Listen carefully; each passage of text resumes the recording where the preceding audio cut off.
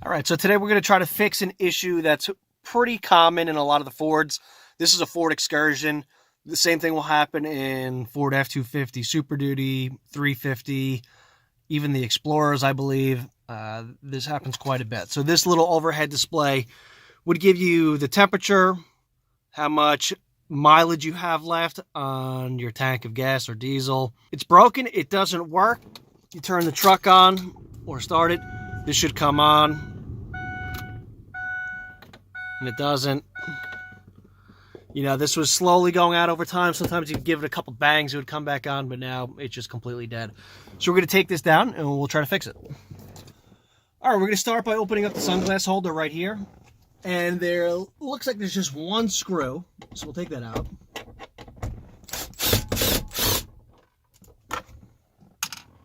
We'll check. This is where you put the garage door opener. Doesn't look like there's any screws in this one. Let's see. So now it would really just be a yank here. Pull from the front. Pull from the back. And this whole thing will start to come down. All right. So you'll see in here, you got all these connections here. Pretty simple, just gonna pop off these connections.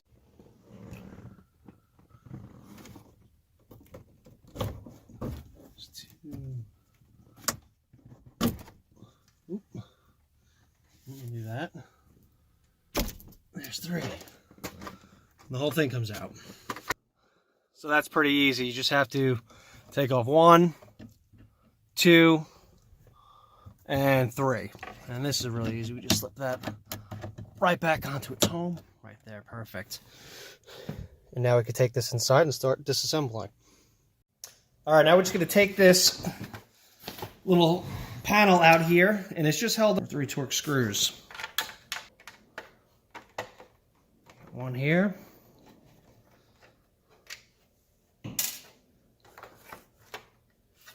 One here.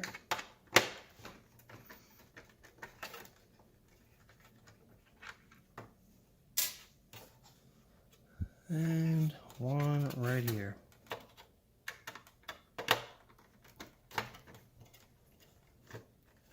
So they say the reason why these go bad is because being that this sits right on top of the roof of the car, the roof of the vehicle, is that it gets really hot.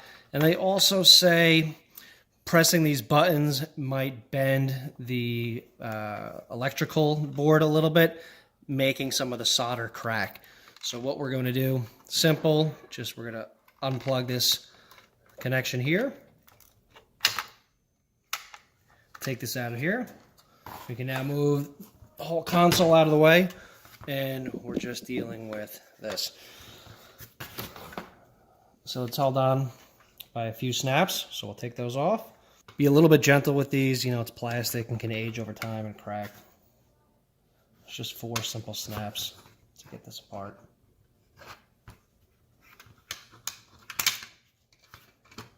Okay, so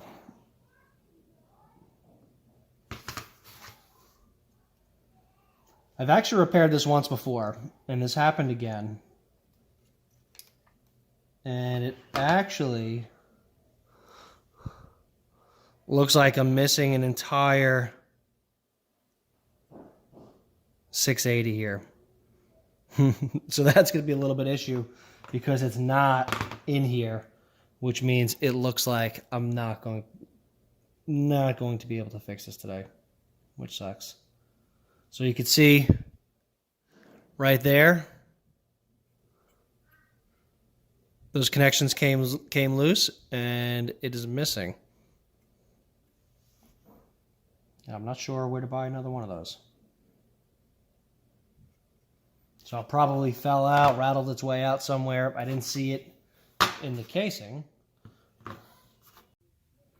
All right, guys, so you can see where that either a 680 or a 620 is missing. So that's definitely the issue and why this board isn't working. But I don't really have much to lose. It doesn't work right now anyway, so I may just put a bead of solder there and connect the two sides and see if it works. I'll let you know how it goes.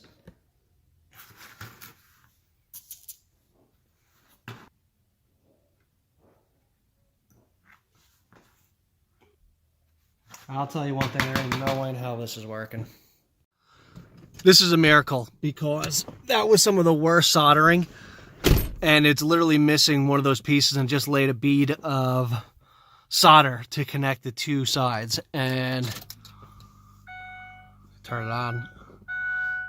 It looks like it's flashing in the video, but it's actually not flashing. It's just the way that it's coming out on the video. So yeah, that's right, 10.4 miles per gallon. I almost have a full tank, well, maybe about 3/4, 359 till empty. But yeah, really pumped up that this is working. The direction is also right. We are facing southeast right now, so pretty happy about that. Again, it looks like it's flashing video, but in real life, it's perfectly fine.